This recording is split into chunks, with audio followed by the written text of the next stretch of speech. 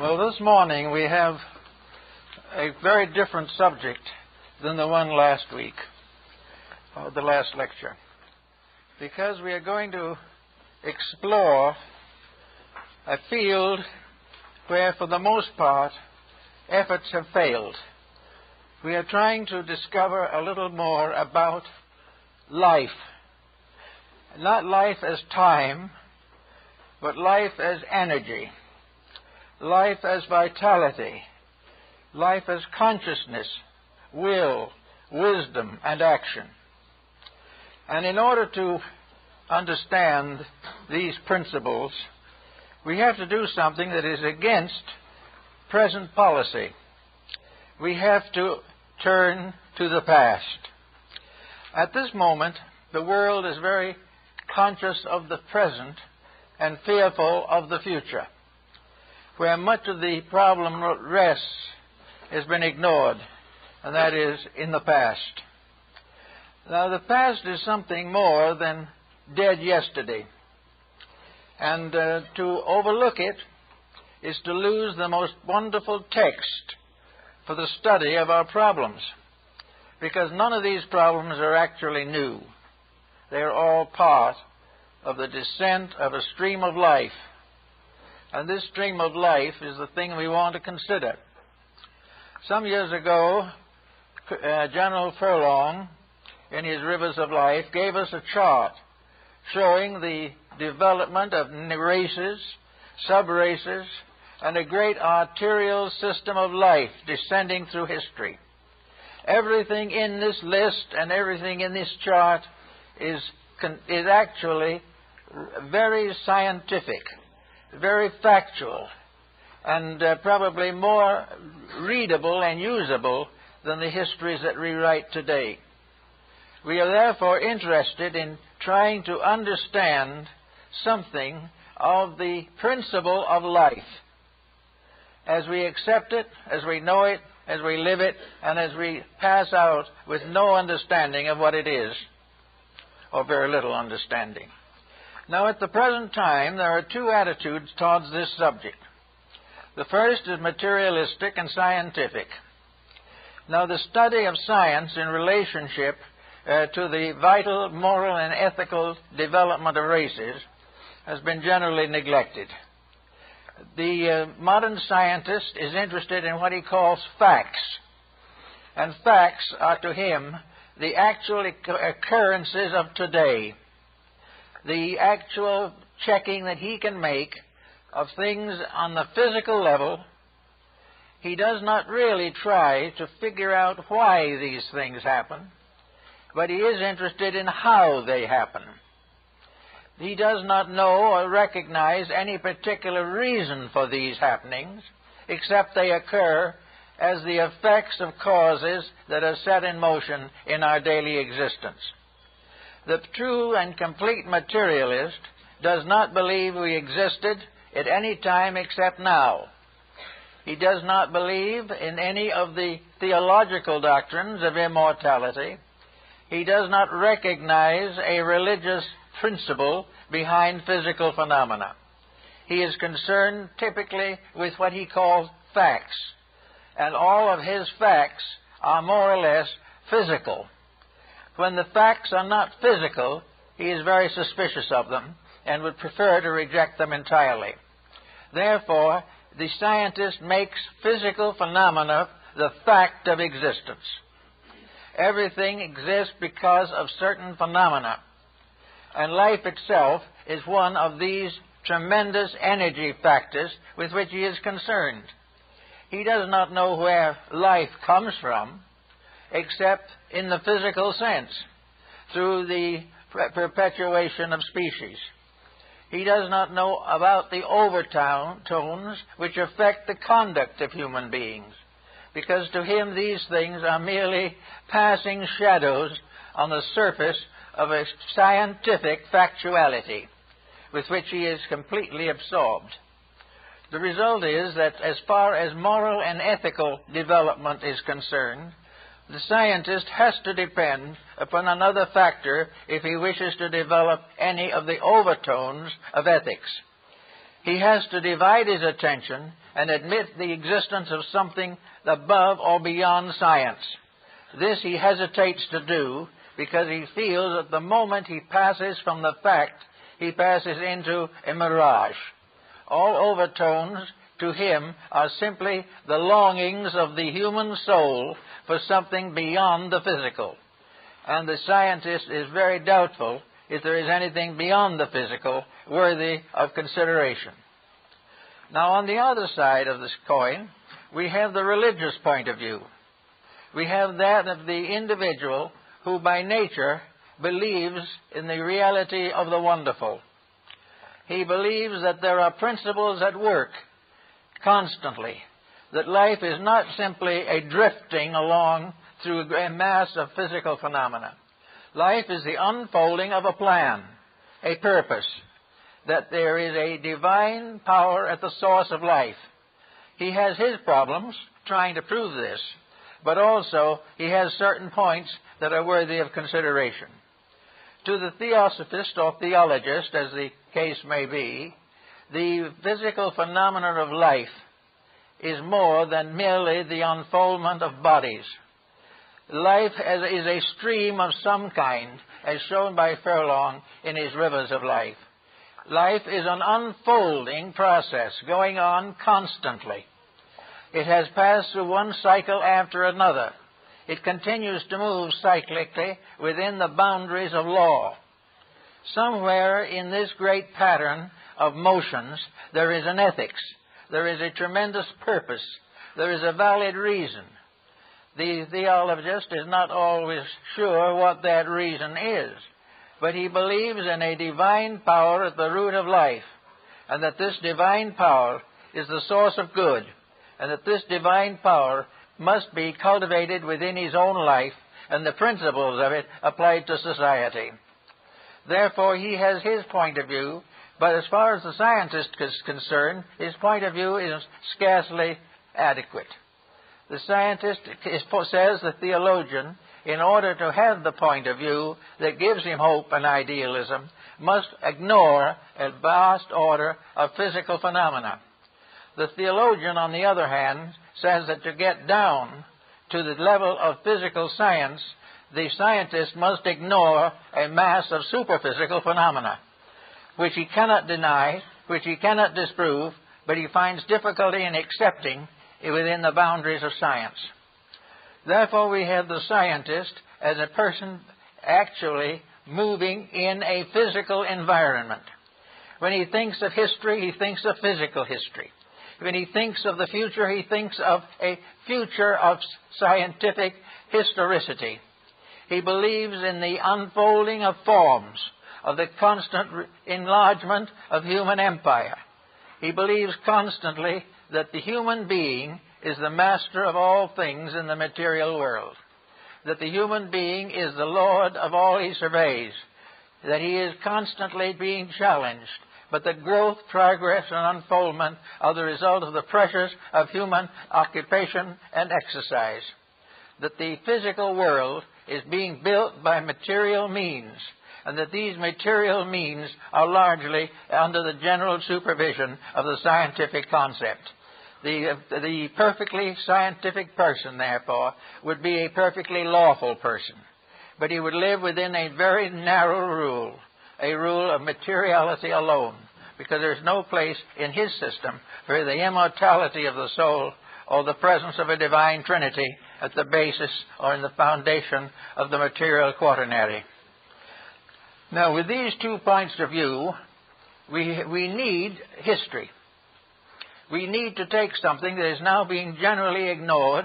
In fact, we are almost invited to ignore it. We must not think of the past. The moment we think of past, we become involved in morality. The moment we begin to examine the structure of human history, we come into the presence of a tremendous ethical structure, a structure of moralities, a structure of laws, a structure of principles. Most of these have been set forth in the great religious histories and philosophies of mankind. Now, if we accept the reality of tradition, if we accept the fact that history is a valid instrument of knowledge, and it was one of the valid instruments of Lord Bacon in his Novum Organum, or the new instrument of knowing, we then have to realize that in history we have to study the concatenations of events in a way that we do not do at the present time. In other words, the average person is not interested in the law of cause and effect.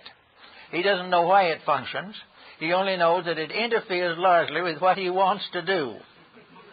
And as he goes along his way, that which comes in conflict with his ambitions and his purposes is considered to be unreasonable, or at least unpleasant.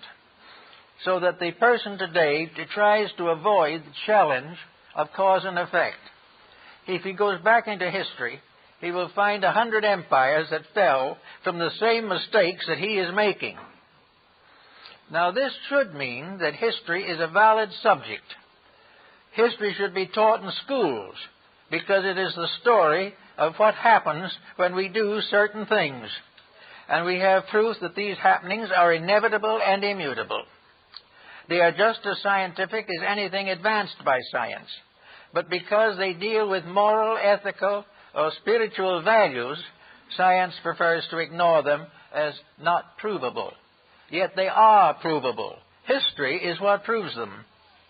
And until we can prove definitely that developments of life on this planet survive against historical mistakes, we have to consider history as part of the story. Now, history tells us that there is a pattern by which all things in this world move, and what Furlong calls the rivers of life. In the Bible, 4 rivers rose out of Eden and made fruitful the earth. Rivers of ethics, rivers of morality, rivers of religion, religions of art and science. All these things are great institutional structures built upon the manifestation of history as ethics. So we look around and we see that certain things always happen. Now we come to a group of people who do not care whether they happen or not. One of the reasons being that they have never studied sufficiently the records of human action and activity to realize the importance of these things. The young person in school today is told that now we are living in the grand age of all things that are wonderful, and therefore the past is made up of a group of primitive wanderers struggling against the advancement of science. This is not true, but this is what the average person is inclined to believe. He is inclined to believe that now is important, that everything should be judged by now.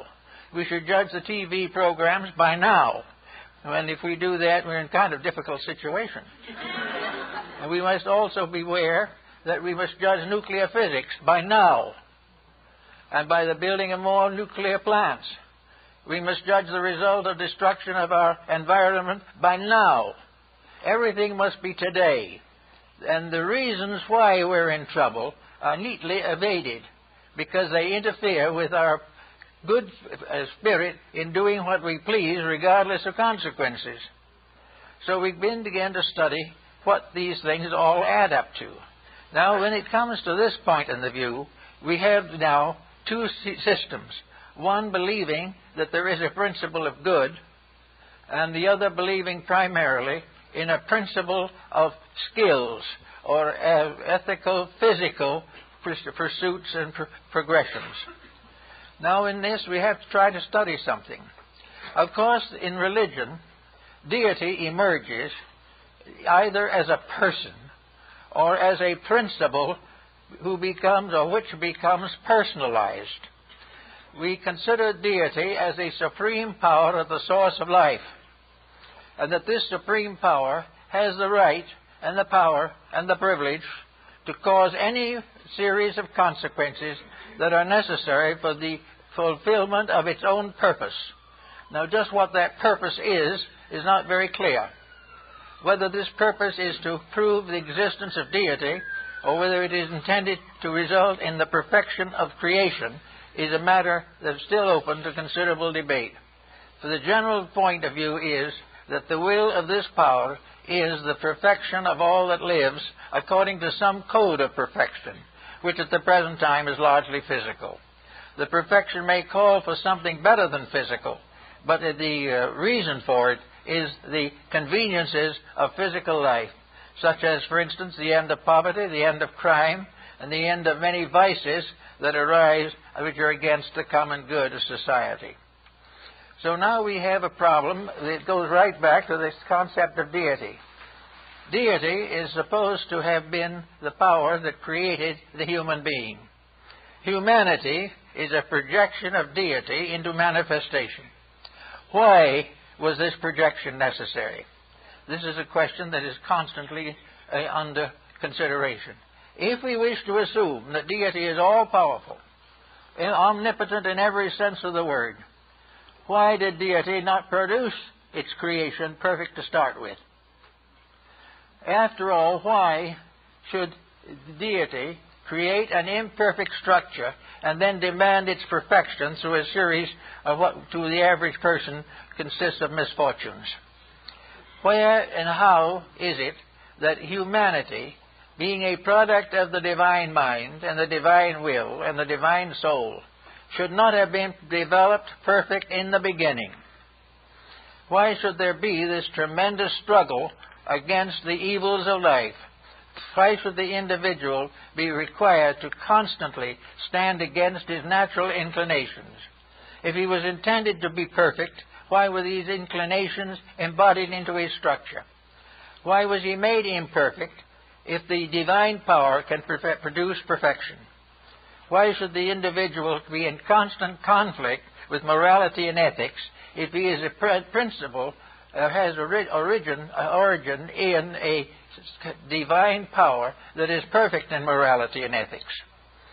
This question has been asked time and time again, and it seems to be one of the great hang-ups in the development of an ethical world principle.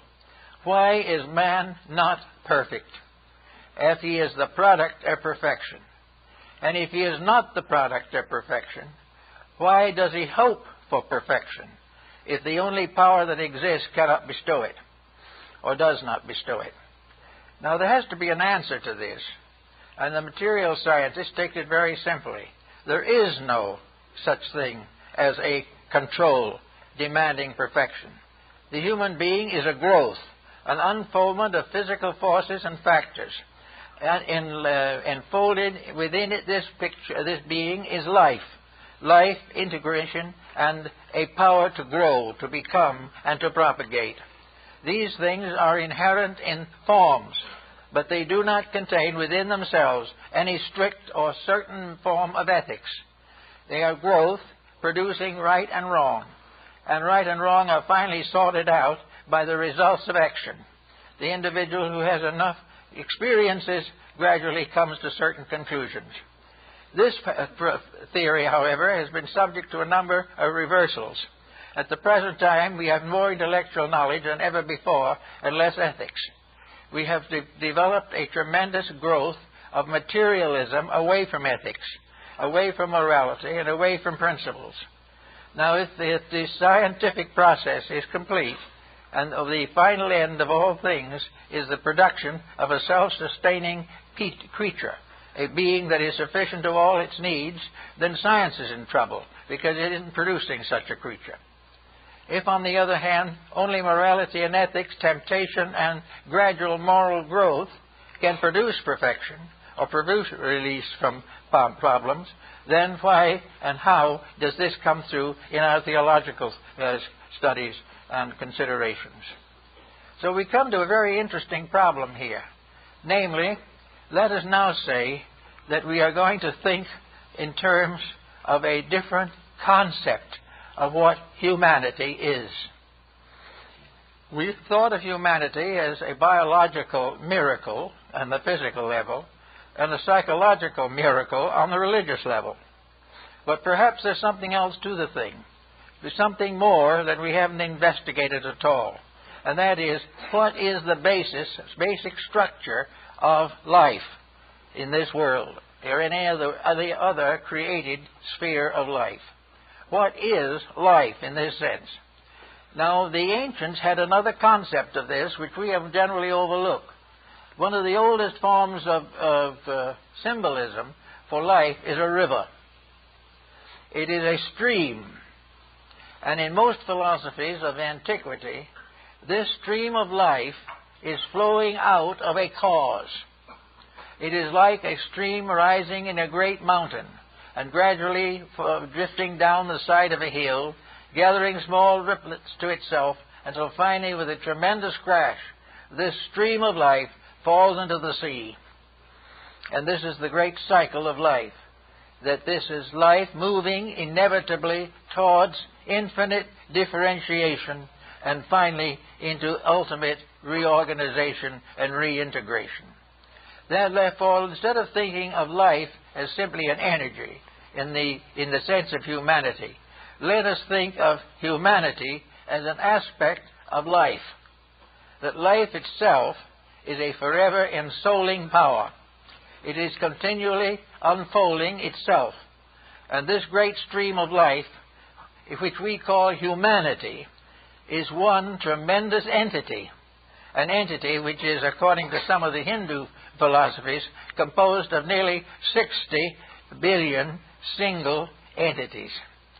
That what we call humanity is a vast energy, a vast concept and complex of motion, life, integration, and power. That what we call the human being is a member of this great society which we call humanity. Humanity is one structure, one being, one substance. And this humanity rises within the unfolding of universal phenomena. It arises not in materialism, but in the great process of nature and nature's labors, namely, be ye perfect, even as your Father in heaven is perfect. Therefore, we are thinking now not of humanity as a series of individuals alone, but humanity as the one being which we call the human being. We find this in the ancient religious systems of both Christianity and ancient Hebrew systems from which the Old Testament was derived.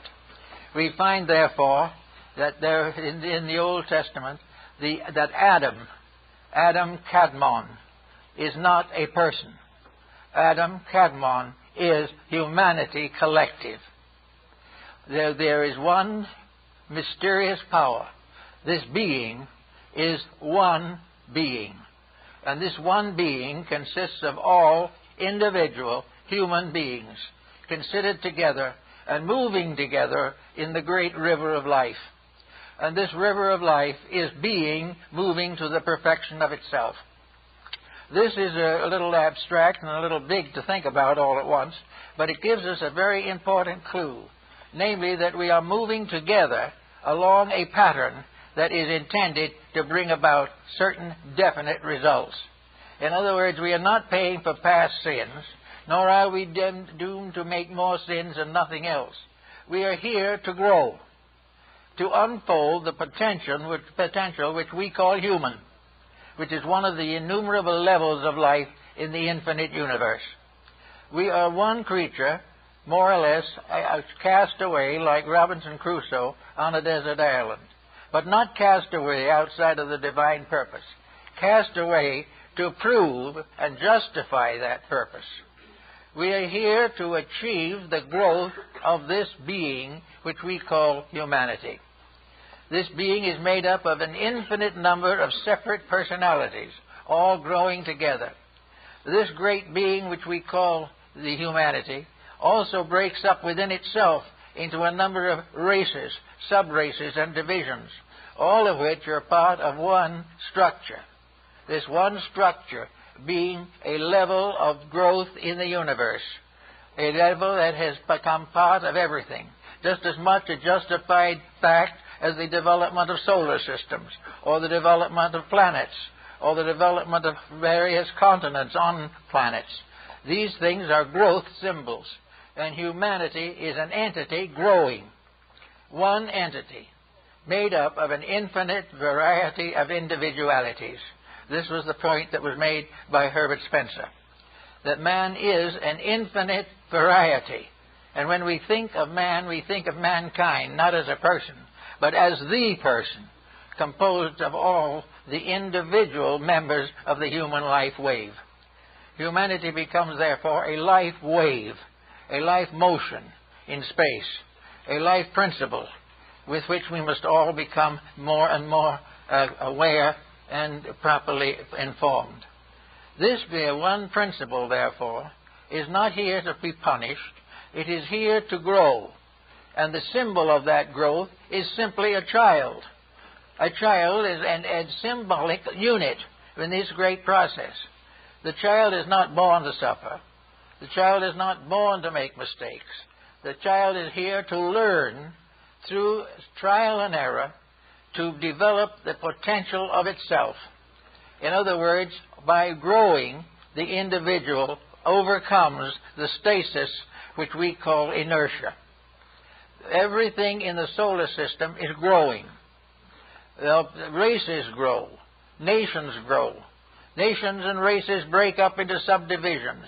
They can pass through all forms of temptations and problems, such as a child growing up. And this child is not going to be stronger by having temptation removed, because this would be contrary to the production of a mature race, a race capable of taking its place among the great galaxies which populate space. So we are part of the population of space. We are part of a plan which we don't know the end of, and probably will not for a long time. But we know we are growing for a purpose, that this growth is proper, natural, and if resisted, can be the source of complications. The moment we resist the motion of becoming better, we loose all kinds of sorrows upon ourselves. The child is not punished in nature simply before ignorance. It is presented with means of overcoming ignorance. But if it refuses to accept this information, the child may pass through a series of very trying experiences, not because anyone hates it or anyone wants to destroy it or that God has forgotten it, but because growth is the great reason for existence, whether it is in space, in the family, or in the world. These things are part of a great unfolding order of life. And this unfolding order of life is the thing that is important. Now, when the scientist says we should forget all about history and forget all about the past, he deprives us of a great textbook of experiences and their consequences. There isn't a single problem that we face today, except possibly nuclear physics, and even that is questionable, that has not already been faced. We know very much what happens to nations that drift away. We know what happens when a society loses its ethics. We see the ruins of the past, and in every case these ruins stand for the misuse of power. Generally speaking, every nation has gone down to disaster, like every individual, through selfishness, through lack of self-discipline, and for ambition to power or wealth. They've all gone down from that cause. So we very carefully avoid mentioning that cause, because it would interfere with the prosperity of the hour and might tempt us to improve ourselves. If this temptation became strong enough, we might become a comparatively intelligent race. And that, in turn, would be a great distress to those who want to exploit us. But these things are not God punishing us. They are the laws of life, the simple principles of integrity asserting themselves over the various ambitions and vicissitudes of human nature. Therefore, we live in a reasonable world. We live in a world in which all things are growing. We are living in a world in which cooperation is inevitably necessary, but we are still struggling desperately to maintain competition. We are definitely in need of one religion, but we are afraid we might get it. And instead of working towards it, we do everything possible to keep the barriers up to cause various denominational intrigues and ambitions. Everything that would tend to solve things, we are afraid of. And yet we have to face these things that are right. And the power of destiny, as it was known to the ancients, is the power that says this is going to happen. No matter what we do, we are going to grow. And if we grow the easy way, we can have pleasant gardens and a pleasant life. If we decide to grow the hard way, we will have war and strikes and conflicts and plagues and various inquisitions, as long as we resist the natural law of life. In other words, what we call our environment today is our school. A great moving mass of life with a certain specific destiny, humanity, an entity in space, a collective. We have human collectives, then we have another collective, the animal collective. We have these units are vast entities representing laws of living and levels of existence unfolding in one magnificent environment. And this environment is suitable to protect them all, fulfill them all, and bring them all to the perfection of their purposes. That stands between, which is ego selfishness, which is a desire to compete for power, when there can be only one power, and that one power is never on the side of exploitation. The one power to be one is real. Anything to divide this, break it down, and make difficulties for it is illusion. So now we can clear the purposes of life and realize that the universe is not run by despots. It is not run by deities that cast off suns and front and moons behind. It is a great integration of unknown origin, but of absolute honesty and perfect intelligence and infinite love. These things are the great realities.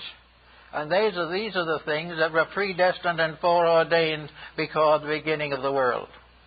And the only way we can get out of our present difficulty is to begin to move as a unit in the direction for which we were intended to move. Now, because humanity is made up of many different groups, we also have a series of subdivisions within the great structure of humanity. We have racial subdivisions. We have various types of psychological differences. We have religions as units. We have all kinds of unities within the one great unit. And all of these unities within the one are compatible. And until we find they're compatible, we're in trouble. We're going to be in trouble just as long as we fight each other on any ground. Because actually, whether we know it or not, the one that fights and the one who is fought is part of the one that never wants to fight or never wants to be fought. In other words, we can afflict no one but one of our own kind. We can affect nothing detrimental except by injuring the great unity of ourself, this unity of the human being. And we have got yet to learn the idea, the real principle of the brotherhood of man. We have to realize that the great power behind things, it wants this civilization, this culture, this great world order to succeed. It must succeed because there's no such a thing as a failure in the divine plan. It cannot fail. By the very nature of itself, it cannot fail because it is infallible by substance, by essence, and by reality. So we can fight with it for a long time. We can oppose it for ages. We can put down 10, 20, 50,000 years of war and pillage, but it has no bearing upon the essential fact that it must end regardless of how we realize or how we think. First is the realization of the brotherhood of man, and secondly, the realization of the identity of all that lives. These principles could become a solution to the constant pressures of our day. Now then, when we go a little further into this matter, we begin to study the various effects of life upon these points. Now, finally, if we consider this vast unity as one, which it is, the Adam Kadmon, the one that is made out of the stardust, then the other mind, a small one, the physical atom, so-called, ADM meaning in Hebrew a species or a kind, not a person. Then we have the problem of this little atom. And this little atom is ourselves. This little atom is each human being. because each human being is a galaxy. Within our skins and in the various structures of our body are as many worlds, planets, and mysteries as anywhere in space. We have an inner space that is filled with life, just as the space in which we live. This space lives in us as we live in it. This space, which is ourselves, consequently represents a pattern that we must all follow. In order to fulfill the purpose of our personal lives, we must make sure that this space is maintained properly. We must be certain that we do not betray or falsify this space content in ourselves. We must become good and faithful overseers of this mystery of the body. And in the story of the biblical history, we find that the ego, or the self, becomes, in a sense, the custodian of the body and the custodian of the laws of living. So we can go as we wish in this traveling. We can become good and faithful servants, keeping the laws of health to the best of our ability. We can keep the laws of mental and emotional health to prevent psychotic conditions arising within our nature. But where we lack discipline, or where we permit details to take over, where we permit a grudge to become a dominant in our lives, we begin to reap the sorrows that the nations have when they have grudges and wars. For every inclemency of our own body becomes symbolical of one of the larger inclemencies of the world in which we live. So we have a very interesting problem here to think about, namely that we are a unit of life moving through infinite space. We are a unit of life composed of a vast mass of units. Now, notice something that's very interesting about this. We assume that the real purpose behind this all is growth or unfoldment. Now, considering the human life wave as a unit, we then consider how many entities are in this life wave. How many souls or beings are coming in and going out to constantly keep alive the great forward motion of the entire.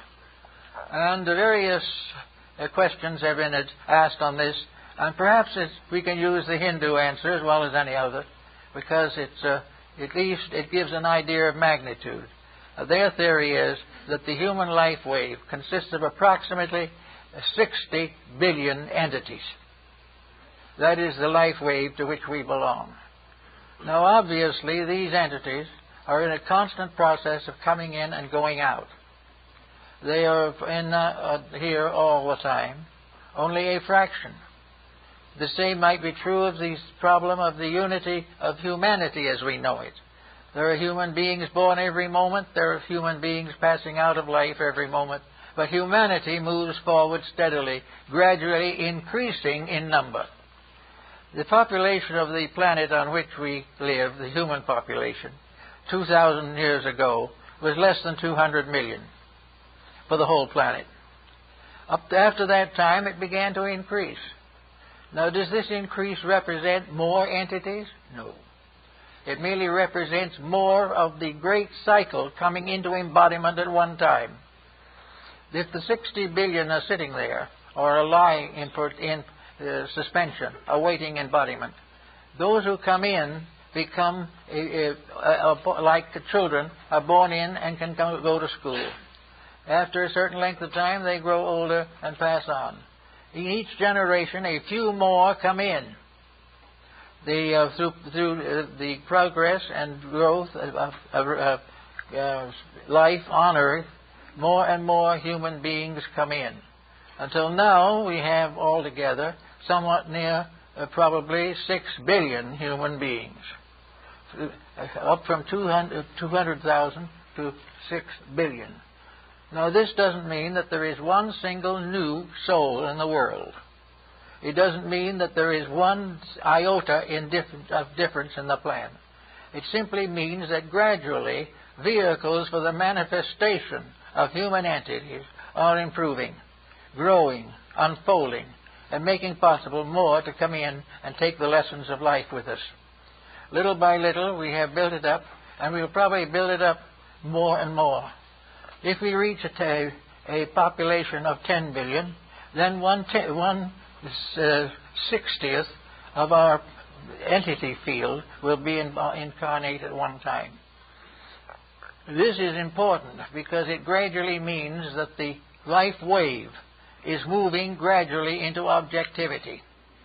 The life wave is more and more embodied, and embodied is becoming growing more all on time.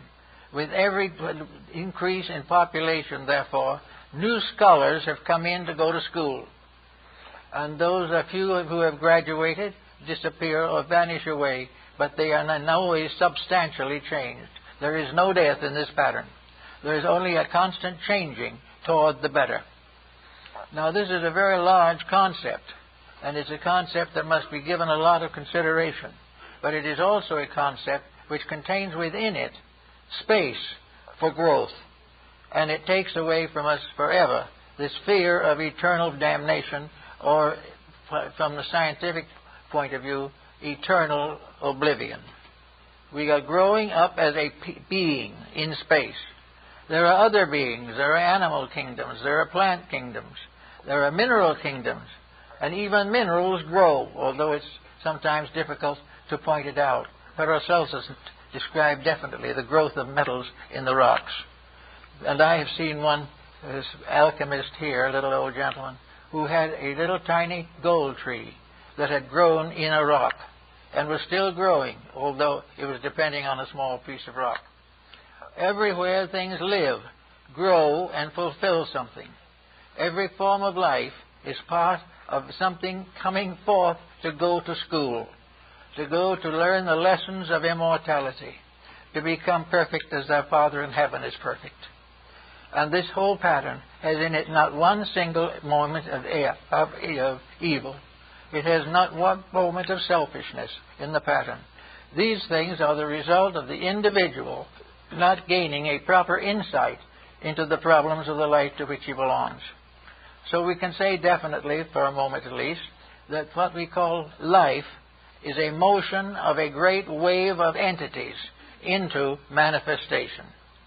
That these waves of entities are everywhere in space. That we are by no means the only one. That within our own little planet there are several of these great waves moving at one time, all compatible and all misunderstood, all fought against by the very persons who should be fighting for them. Now, in this particular time which we're worrying about, we know that the resistance to growth has become greater and greater, and the errors of mortal mind have become more and more difficult. We are rebelling against life, whether we realize it or not. Anything that does not dignify life is against it. Anything that does not help it to grow injures it. Now, all of these things that are good and bad are not tremendous. It is not a great crime or a great sin for any individual to want to be happy. We all want to be happy. But we haven't found out yet that happiness lies in the keeping of the rules rather than the desperate effort to escape them. We have a feeling that if we can get rid of all law and order, we'll be happy. This isn't true. The more we get rid of law and order, the more of lawlessness and disorder we have. So each individual becoming a student, or as this the old Rosicrucian formula, an abecedarian in the College of the Holy Spirit. That is exactly what we are. The College of the Holy Spirit is the complete environment in which we exist.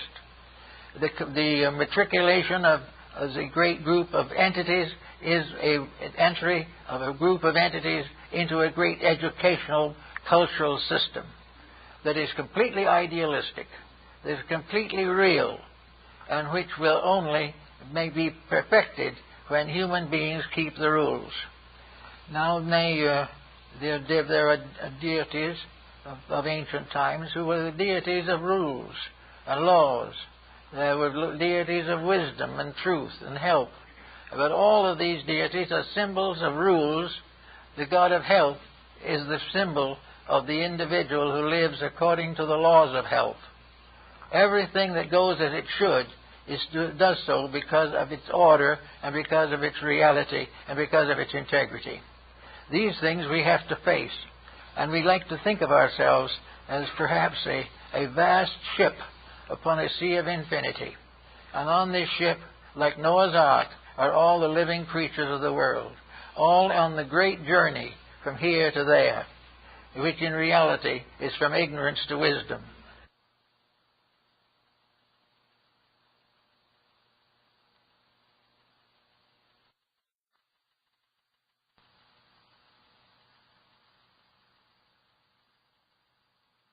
Authority and power, all these things are illusions. Now we say the individual leaves here. After having 70, 80, 90, whatever it is, or less years, the entity retires. Now where does the entity go? What happens to it? Does it cease? Does it pass into some kind of a Hades, as a theological entity might be considered? Does it pass into oblivion, as science would dominantly say? What happens to it? The answer is, according to the wise, that it returns to the ocean of the race of which it is a part. It becomes again a part of the great structure of totality. But each time it comes back, it brings with it another grain of reality. Out of every life we learn, either from our action or because of our action, that there is a certain truth that we are going to gradually accept. For instance, maybe for 50 lives, we've been feuding with various circumstances. We went through a certain life, we feuded with the family and went off by ourselves and died lonely. Another time, we feuded with the government and became radicals. And sometimes maybe we were executed for heresy. On another time, we were feuding with the economic system and put on great strikes and so forth. All the time, we were against something. And that being against something kept bringing us back because we hadn't learned the lesson. The more we fight, the more certainly we'll come back. Because the only answer to not coming back is enlightened peace. This is the only way in which reality can survive. But each time we go back into that source, that great complete collective, we carry with us germs and traces of wisdom that we have learned. Before we pass on, we have learned that the struggle was wrong. Before we pass on, we may learn that wealth was no blessing. We may have learned that intemperance was not good, or that narcotics could destroy or prevent the development of our inner lives. These things go back into the unit, and gradually the great being, humanity, gradually becomes wiser in all its parts. Little by little it grows, each individual contributing one tiny grain of truth to the construction of the entire. And in the course of time, truth will survive. And every entity in this great cycle of, say, 60 billion, each entity will have learned the same lessons and will form a complete and perfect unity. From that time on, we will have an enlightened race. This is the race of the heroes, referred to by the Greeks. This is the eternal and divine race that occupies space, and which goes on to the next step of the great unfoldment towards reality. What is the very end of it, we do not know. But we know that every part of it is perfectly organized, perfectly integrated, perfectly reasonable, and eternally good. And that the only difficulties we have are the ones we make for ourselves. The only difficulties are those in which, in our self-will, we struggle against the inevitable. As Böhme, the mystic said, German mystic said, self-will, this was the fallacy for which fell the angels. So the angels represent the disobedient ones that try to stand against and create what St. Augustine calls the city of Babylon, as opposed to the city of God. But everything, that wherever there is a rebellion, it seems as though a little group of these souls, of this one entity type, make little kingdoms of their own, here and there, somewhere in space, and put over these little kingdoms the various tyrannies of their own making. This is true of all the races that are developed within the great body of humanity. Each of these races is a vital organ in the structure, just as it is in the political world. But each of these separate races is separate because it has not yet achieved unity. But it may have achieved considerable advancement in certain matters. And finally, advancement brings the realization that all knowledge that is real knowledge is compatible. Advancement of self must ultimately result in the advancement of all that lives. Unless it does, these little kingdoms fade away. The little tyrants come up in the world, the little tyrants come up in the family. Little tyrants like this come up in business enterprises, each one trying to dominate the world or dominate the little environment in which it lives. This struggle for domination is the recognition or the acceptance of separateness, the existence of the idea that each individual is working for his own salvation, regardless of its effect upon other people. This is completely false. Everything, regardless of what it does, must work for the common good, or it will destroy itself. Therefore, all competition is really a thing in fighting itself. Competition is humanity opposed to humanity, whereas cooperation is the recognition of the unity of that which is actually indissoluble. There's nothing but unity. Unity and private pride or private enterprise for the aggrandizement of self at the expense of the rest. So we find all these factors working to produce what we call life. And a life, that I like to think of it perhaps, is a great motion towards oneness. It is a motion towards unification, a motion towards the reality of integrities. It is the individual moving with other individuals to the fulfillment of purpose. And between the individual and his ultimate goal is ignorance. And this ignorance is evil, any more than it is evil that a small child cannot work calculus. Ignorance is a natural state of things. The matter problem is that you do not educate ignorance to become more ignorant. You educate it to overcome itself. You make wisdom take the place of ignorance. Therefore, little by little, we overcome all differences, all separateness, and become what we were intended to be, one people under God. Under this purpose, we also become aware of the vast idealism at the source of everything. We do not know the nature of the infinite.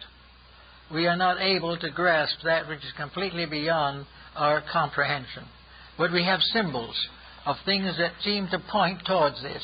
And the great symbols of life in religion and philosophy and art and music and even in science are symbols of this infinite purpose. All knowledge is under law. All law is under God. And the gradual realization of this can help the individual to restore the problems of his time. Today we are worried because materialism is rampant upon the earth. We fear that we will be finally destroyed by this ignorance. We cannot be destroyed by ignorance. We can only injure ourselves by ignorance. We cannot prevent the plan, but we may reduce ourselves to a very sorrowful, miserable, repentant attitude because what we have done to injure a purpose that was right and proper. The proper end of all growth is peace. It is the realization that by working together, we advance the history and nature of all life.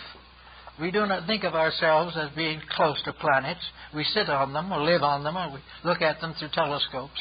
But we do not realize the brotherhood of stars or our own union with this vast firmament under which we exist. There is only this one great plan, divided into numerous levels, into numerous departments to help us to meet the growth problems of existence. So if we can start in a little bit by thinking no longer that we are exterminated by death or that we go to rest in heaven for the virtues we hope we have and probably do not have, or that we return into incarnation to pay for our sins. These things are negative. They are interpretations of great truths, but the interpretations are not right, not proper, therefore do not have a validity. They're less. By misinterpretation, we create empires, and these empires fall. By proper interpretation, we create empires, and empires live. Therefore, everything depends upon building with the law instead of against it. There's no more rebellion against truth, but only a fading away from error and a recognition of the sublime dignity of the truth that we should be recognizing at all times, so that we have no more the problem of primordial sin. Sin is ignorance. Ignorance is inevitable to the newborn child. It doesn't know, but it contains within itself the potential of knowing. Sin may be part of the life of millions of human beings today, but this is not because it has to be. It is because they have not as yet released the constructive powers within themselves. Therefore, education is not really a cramming on of sciences.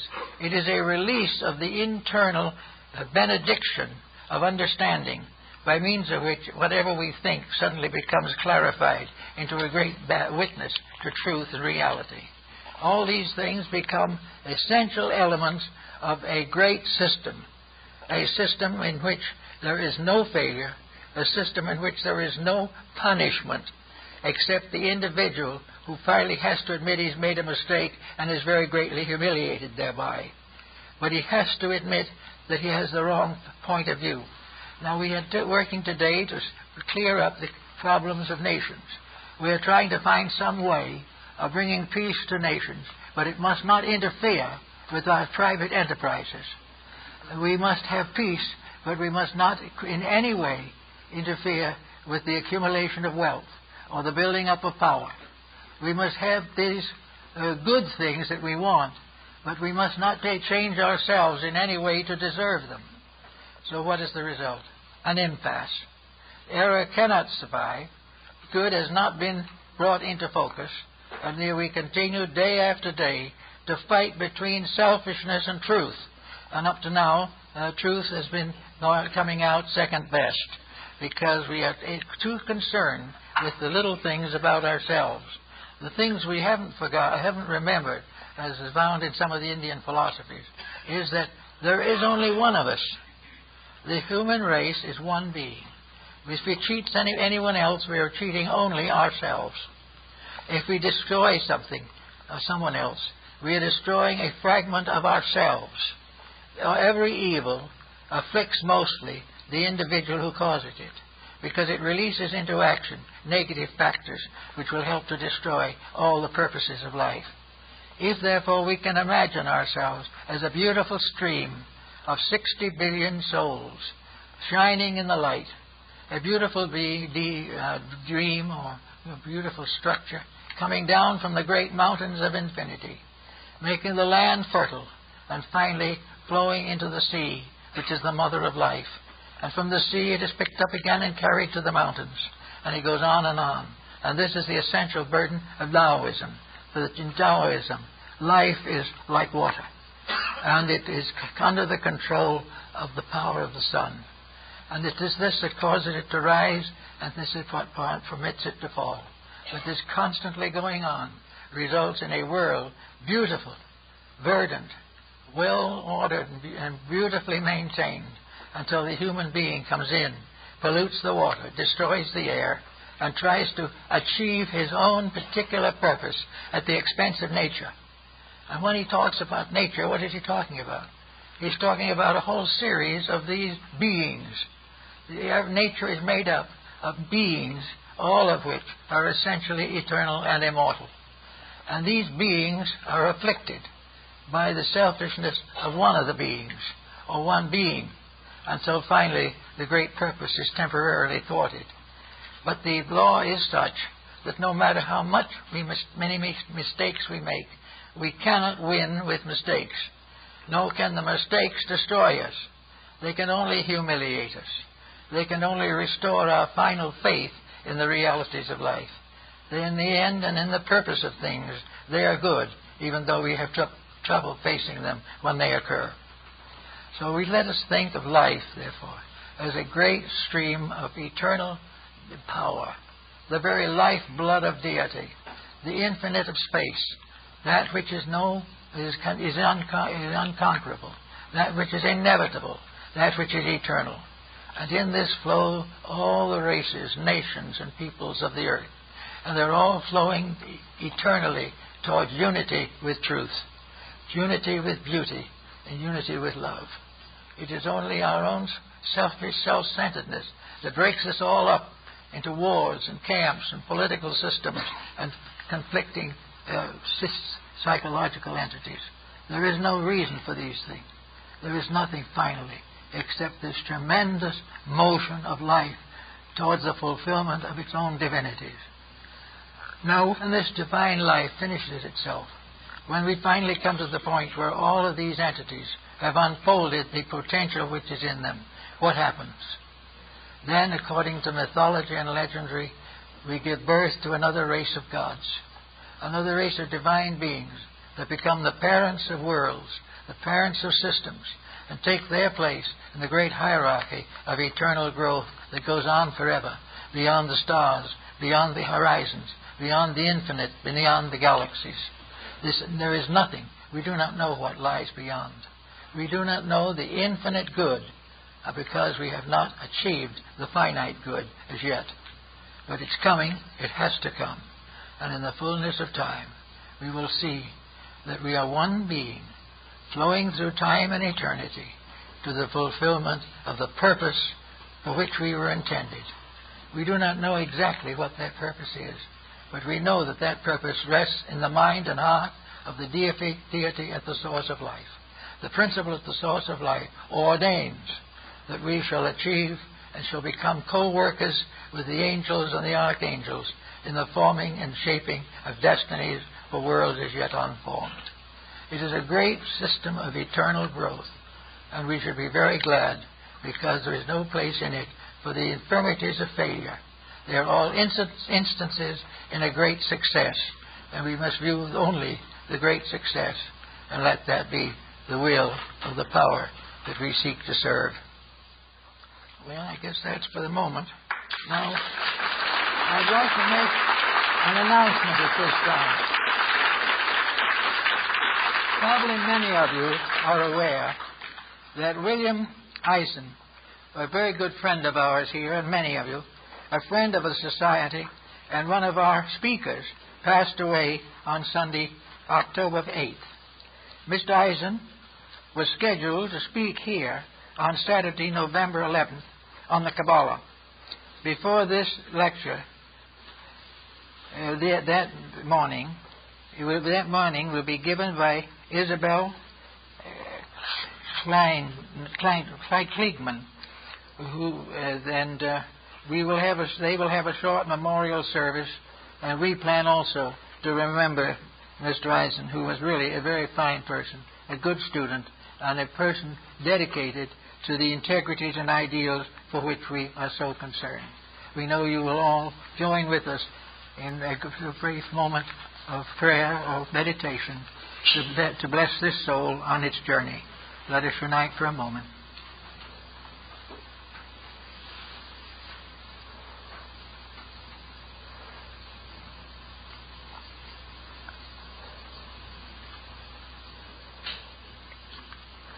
So mote it be. Another soul goes forward to new experiences in the great stream of eternal life. And that where we all belong, and in the presence of that, there is nothing to fear, everything to hope for, and a full realization that in the fullness of time, each of us will fulfill the destiny for which we were intended. So mote it be.